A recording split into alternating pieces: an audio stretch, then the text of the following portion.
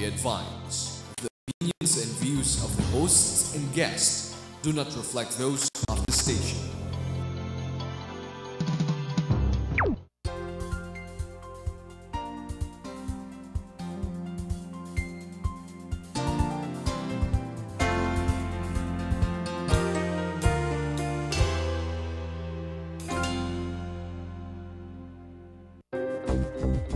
Everything we listen to, everything we watch, everything we read, everything we wear. Behind all our favorite things, there is an author, an artist, an inventor. Genuine, real, original. Pushing the limits of imagination and innovation for our comfort, our enjoyment. Making life interesting. Enjoy their efforts, respect them. They help shape our world.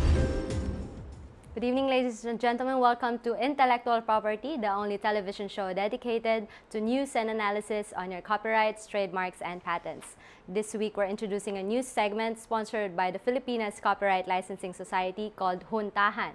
And our question for the week is, I want to translate an English translation of a Pablo Neruda poem. Do I need to ask for permission, and from whom? And who owns the copyright to the three poems? From Dylan Kenji Uy. According to the Intellectual Property Office, the Filipino translator has to seek permission from the English translator, as the latter has independent copyright over the English translation. Pablo Neruda has the copyright over the original, the English translator has the copyright over the English version, and the Filipino translator has the copyright over the Filipino translation. Moving on to some news, it's Ford versus Ferrari over the F-150 trademark. Ford Motor Company sued luxury automaker Ferrari for trademark infringement after Ferrari named its 2011 Formula One racing car the F-150. In a complaint filed in federal court, Ford said Ferrari's 150 logo bears striking resemblance to the one on Ford's F-150 pickup truck, top-selling vehicle in the United States. Ferrari's choice of name marks the 150th anniversary of Italy and thus stands for Ferrari 150. The lawsuit is likely to be settled, with Ferrari changing the name of its Formula One race car from F-150 to F-150th. Meanwhile, Hasbro Incorporated has obtained judgment in the United Kingdom High Court against 123 Narmital and its UK supplier MAPS Toys for trademark infringement over the use of Play-Doh on their Yummy Dough product. The court found the defendants had infringed Hasbro's iconic Play-Doh trademark and had passed off their products as being connected in some way to Hasbro. According to Hasbro's spokesperson, they are very pleased with the judgment, as it is Hasbro's practice to actively enforce its intellectual property rights globally. Hasbro owns the beloved brands Transformers, Litless Pet Shop, Nerf, Play School, My Little Pony, G.I. Joe, and Monopoly. China has been ranked the world's fourth largest filer of patent applications for 2010, according to data released by the World Intellectual Property Organization. According to the report, China's international patent applications reached 12,339 patents in 2010, up from 7,900 in 2009, an increase of 56.2%. The top two Chinese companies who filed international patent applications were ZTE Corporation and Huawei.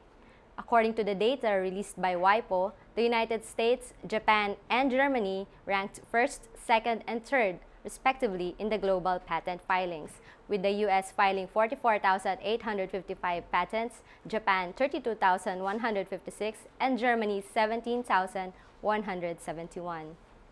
Elvis Presley Enterprises is filing multiple lawsuits in Florida and England on claims of copyright infringement and illegal sale of a DVD and CD box set of recordings and footage of the singer's performance. The Memphis-based company filed a copyright infringement lawsuit in the Chancery Division of the High Court in England and Wales against Joseph Perzada, alleging he is the source of the box set. The set includes footage from a 1977 television special called Elvis in Concert and raw footage of Elvis in Omaha, Nebraska and Rapid City, South Dakota. Elvis Presley Enterprises manages the singer's music publishing assets and a worldwide licensing program. India is all set to give hot yoga a cold shoulder. In order to stop self-styled yoga gurus from claiming copyright over ancient yoga poses or asanas like Bikram Chaudhury's hot yoga, a set of 26 sequences practiced in a heated room. India has completed documenting 1,300 yoga poses, which will soon be uploaded on the country's traditional knowledge digital library, making them public knowledge. Once the database is up online, patent offices across the world will have a reference point to check on every time a yoga guru claims patent on a particular asana. It is estimated that the U.S. Patent Office alone has issued over 200 yoga-related copyrights. Experts say yoga has become a $225 billion market in the West, with Americans supposedly spending about $3 billion a year on yoga classes.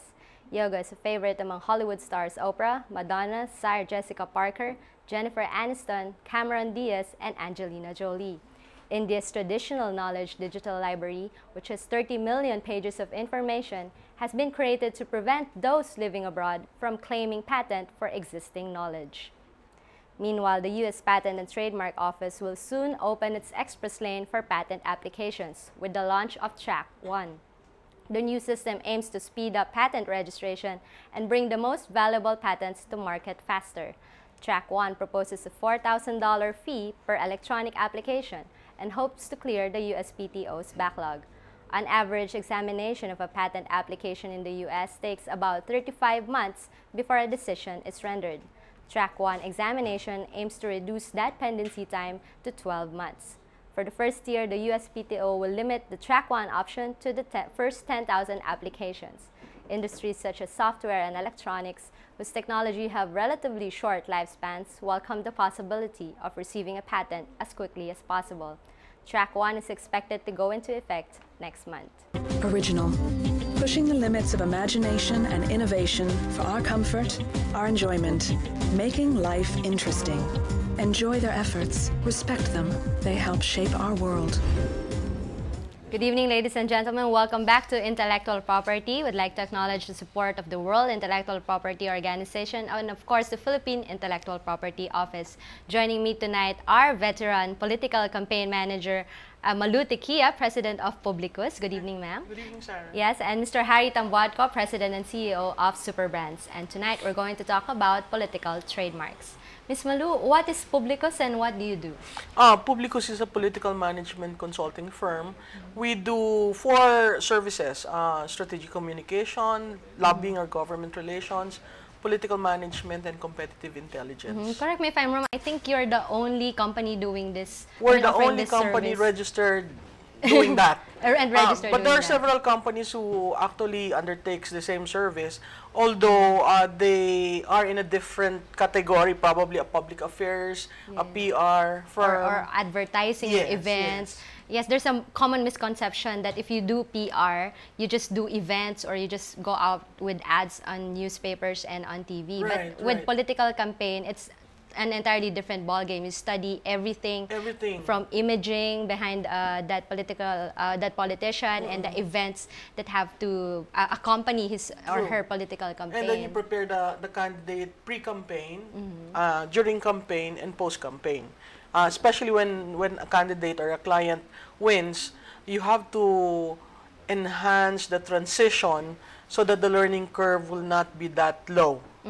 Have you built up politicians who have no political background? Oh yes, Publicus has been noted to do that. We've had a former barangay kapitan who was a provincial board member who ended up governor in Bulacan.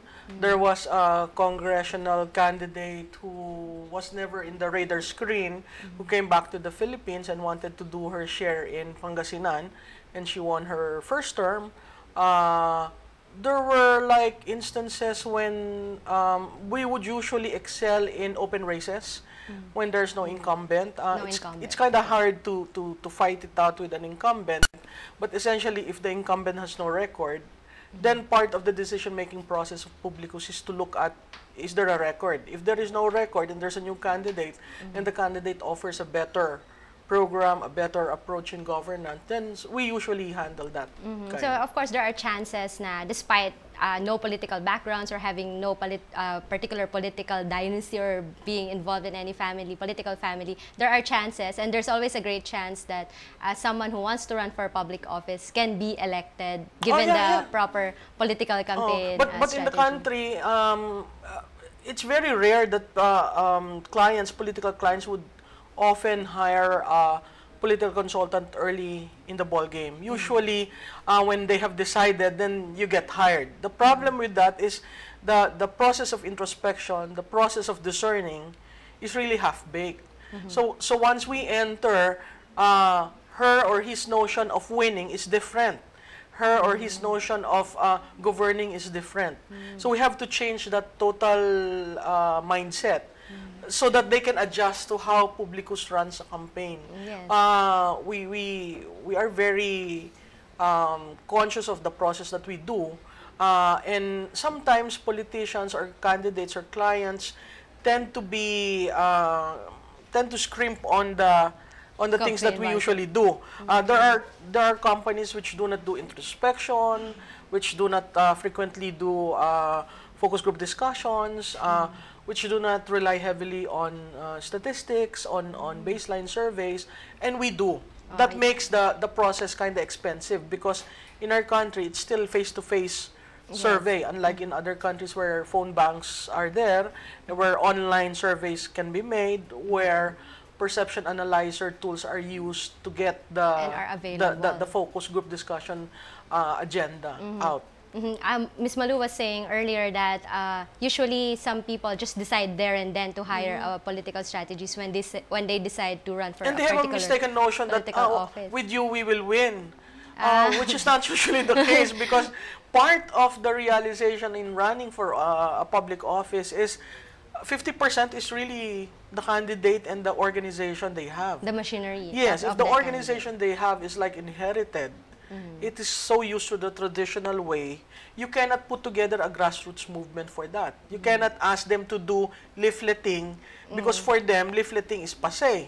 You cannot ask them to make sure that posters are not posted the way they used to do, because posters do not convert into votes. So those are realizations that you get on an election cycle by cycle. Harry, how early do you think political wannabes should start campaigning or building up their names or reputations in order to get elected? Like the 2013 elections are coming up. Well, elections are every day. I think a lot of people don't realize that. The elections begin from the very day that you decide you want to run in office. If you decide to run midway or between the 3-year period, because there's always a 3-year or a 6-year period, depending on the office, the national office being the Senate and or the President, and thereafter it's 3 years. The minute you decide, you can decide now but not run necessarily in the next election, but the elections after. So you position yourself ahead of time. Basically, it's strategic marketing, strategizing, and how you market yourself in the process. What Malou was saying is very interesting, because basically, when you talk to people who like to run, I'd like to put it very simply, know-it-alls. There are many people who are there who like to be know-it-alls and don't like to be managed. And they like to scrimp and save because they think, hindi na kailangan yan, hindi na kailangan to. And then when they jump onto you, they don't give you enough time, not enough elbow room. And then they want to watch in color, but they can only afford black and white. And then they will ask for blood. It doesn't work like that. You see, in marketing, when we talk brands, for example, when big companies market specific brands, you're very careful and meticulous, sensitive, as well as very sensitive to research. And that takes money, time, effort, and real sit-down conversations. And we don't, what I think, it's not what I think, it's not what you think, it's what sells. Now, sometimes what sells is what you perceive it to sell, but not necessarily, which is why you go to focus groups and you go to surveys, most especially in political branding. Surveys is a very, very big part of it. These strategies, they're all tools, from billboards to flyers to whatnot. The grassroots is but a strategy. It's a marketing strategy, especially if a name does not exist.